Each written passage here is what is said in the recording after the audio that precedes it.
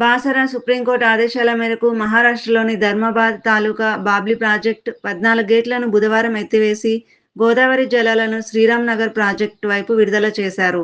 July 1 నుంచి October 28 వరకు 4 నెలల పాటు బాబ్లీ నుంచి దిగువకు నీటిని విడుదల చేయాల్సి ఉండటంతో ఈ ప్రక్రియను ప్రారంభించారు.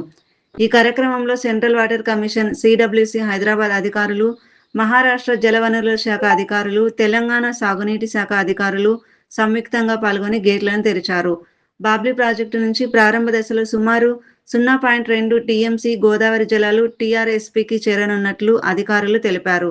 3 రాష్ట్రాల అధికారుల సమక్షంలో గేట్ల ఎత్తివేత ప్రక్రియ ప్రశాంతంగా నిర్వహించారు.